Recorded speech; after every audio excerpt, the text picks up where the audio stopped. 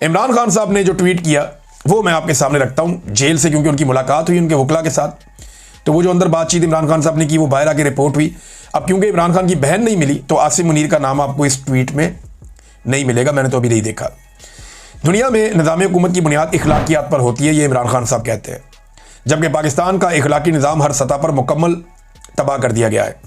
जमहूरियत का हुस्न भी इखलाकियात है, लेकिन आसिम ला के तहत मौजूदा निज़ाम में इखलाकियात की पस्ती के तमाम रिकॉर्ड टूट चुके हैं। ये नाम आ गया जी आसिम मुनीर साहब का। कुरान पाक में बारहा अमर बिल मारूफ व नही अनिल मुनकर का हुक्म दिया गया है। इस हुक्म की पैरवी करते हुए पूरी कौम का फ़र्ज बनता है कि हक़ के साथ और बातिल के खिलाफ डट जाए। मौजूदा निज़ाम जुल्म और इखलाकी गिरावट की वजह जिस डगर पर चल निकला है, इसका खात्मा यकीनन इसी निज़ाम की तबाही पर ही होगा। कौम को पैगाम देना चाहता हूँ कि घबराना नहीं है, फतह आपकी ही होगी। अफगानिस्तान ना सिर्फ देरीना साथी है बल्कि बरादर इस्लामी मुल्क है। ऐसे में पूरी कौम और बिलखसूस खैबर पख्तूनख्वा हुकूमत का फ़र्ज बनता है कि मुश्किल की इस घड़ी में अफगानिस्तान के साथ इजहार यकजहती करें और जिस कदर मुमकिन हो उन्हें इमदाद फराहम करें। अली अमीन को एक मरतबा फिर से हदायत करता हूँ कि खैबर पख्तूनख्वा में अपने ही लोगों के खिलाफ जारी ऑपरेशन के खिलाफ खड़े हों। इस ऑपरेशन को हर हाल में रुकना चाहिए। तारीख से सबक सीखें। सिर्फ बैरूनी कुव्वतों की खुशनुदी के लिए अपने ही लोगों के खिलाफ फौजी ऑपरेशन से हालात बेहतर होने के बजाय मजीद बिगड़ेंगे। मौजूदा सैलाबी सूरत हाल में हमारे बिलियन ट्री मनसूबे की अहमियत और ज़रूरत का एक मरतबा फिर भरपूर अंदाज़ा हो रहा है। तहरीक इंसाफ ने मेरे विजन की रोशनी में बिलियन ट्री सुनामी का आगाज़ किया, जिसको Boris Johnson, world economic forum समेत आलमी सतह पर शानदार पजीराई मिली। खैबर पख्तूनख्वा हुकूमत को हदायत करता हूँ कि 10 बिलियन ट्री मुहिम पर असर नौ तवज्जो मरकूज़ करें। सोशल मीडिया भी इस ज़मन में आगाही मुहिम का आगाज़ करे ताकि दरख्त मौसमियाती तब्दीली के नतीजे में पैदा होने वाली तबाही के खिलाफ ढाल बन सकें। इमरान खान साहब के ट्वीट का दूसरा हिस्सा, तमाम मजहबी तालीमात, मुआशरती इक़दार और इखलाकी ज़ाब्तों के बरखिलाफ जिस तरह मेरी अहलिया पर जुल्म किया जा रहा है वो इंतहाई शर्मनाक है। इन पर यह जबर सिर्फ इसलिए किया जा रहा है ताकि मुझे तोड़ा जा सके, लेकिन मैं बुशरा बीबी को खसूसी खराज तहसीन पेश करता हूँ कि तमाम तर मसाइब और सऊबतें भी उनके अज़म को मुतज़लज़ल नहीं कर सकीं और वो मेरे साथ खड़ी हैं। पाकिस्तान की सियासी तारीख में इस कदर वफाशार खातून की मिसाल नहीं मिलती जो ऐसे जुल्म और जबर के बावजूद डट कर खड़ी हैं। और आखिरी इमरान खान साहब ने जो ट्वीट का हिस्सा है उन्होंने मुराद सईद के बारे में बात की है, बहुत इंपॉर्टेंट। मुराद सईद मेरे वफादार तरीन साथियों में से है और हकीकी आज़ादी की तहरीक का अहम तरीन हिस्सा था, है और रहेगा। इसके बारे में क़यास आराइयाँ बंद होनी चाहिए। वो मेरी हदायत पर ही अंडरग्राउंड है। मुझे बावसूख ज़राए से इतलात मिली थी कि उसकी जान को शदीद ख़तरात हैं। मुझे ये भी इतलात हैं कि इसको अगवा करके तशद्दुद का निशाना बनाकर मेरे खिलाफ बतौर गवाह इस्तेमाल करना चाहते हैं।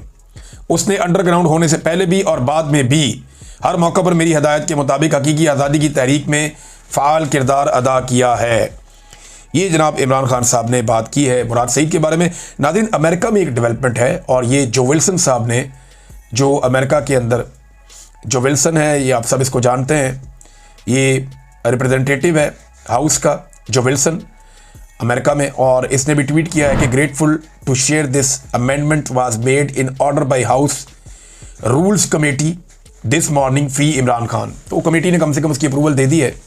ये करने क्या जा रहे हैं कि जो भी मामला होंगे पाकिस्तानी और अमरीकी फ़ौज के बीच में, उनमें जो सियासी कैदी हैं उनके बारे में और इमरान खान साहब के बारे में बात ज़रूर की जाएगी। वो ये कह रहे हैं जी कि एक स्ट्रेटजी जो है वो दी जाएगी और ये बनाई जाएगी हिकमत अमली, और इसका लुब्बे लुबाब ये है कि अमेरिकन मिलिट्री टू मिलिट्री जो रिलेशन है पाकिस्तान के साथ, इन मामलात में और दीगर मामलात में इमरान खान का और जो पाकिस्तान में सियासी कैदियों का मामला है ये उठाया जाएगा।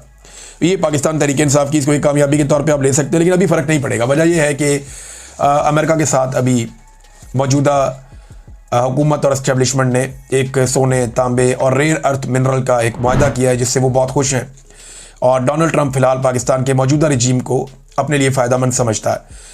लेकिन याद रखिएगा, इन चीज़ों का इम्पैक्ट आता है, ये लगातार एक ख़तरे के तौर पे मौजूद रहती हैं। वक्त आने पर ये सर पे हथौड़ा बन जाती हैं और अरमानों पर बिजली बनकर गिरती हैं। ये हमने माजी में होता हुआ देखा है और ये अब भी किसी वक्त भी हो जाएगा। तो हुकूमत इससे बेखबर नहीं होगी और ना उन्हें ज़्यादा रिलैक्स रहना चाहिए। नाज़रीन, जो नेपाल में हुआ उसका पाकिस्तान के साथ अब मवाजना किया जा रहा है। 800 से ज़ायद अभी तक लोग गिरफ्तार हुए हैं। फ़ौज गिरफ्तारियाँ भी कर रही है। आर्मी चीफ ने अपील की है कि मुज़ाकरात किए जाएँ और एहतजाज ख़त्म किया जाए।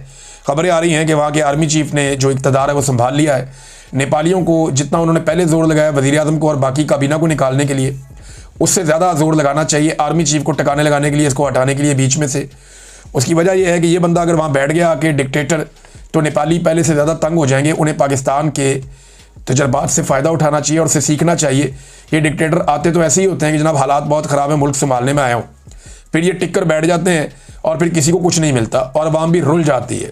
एक साबिक वज़ीर आज़म है नेपाल का, उसकी बीवी राज लक्ष्मी चित्राकार, ये जनाब जल के जाँबहक हो गई है, मर गई ये भी। और उसकी वजह यह है कि मुजाहिरीन आग लगा रहे थे मुख्तलिफ बड़ी बड़ी इमारतों को, बड़े बड़े लोगों के घरों को, तो ये औरत अपने घर के अंदर मौजूद थी। एक साबिक वज़ीर आज़म की बीवी है, उस घर को आग लगी, ये वहाँ से बच नहीं सकी, ये वहाँ पे मर गई। आमिर मुगल साहब ने एक बड़ा इंटरेस्टिंग इसका मवाजना किया है। पाकिस्तान तहरीक इंसाफ के बड़े सरगर्म लीडर हैं। इन्होंने कहा जी कि पाकिस्तान की कुल आबादी 25 करोड़ है, जबकि कुल मुसल्ह फोर्सेज, फौज और पुलिस वगैरह सारे मिला के, पहला मिलिट्री सब, इनकी तादाद 17 लाख है, यानी कि हर 147 अफराद के ऊपर एक एहलकार है।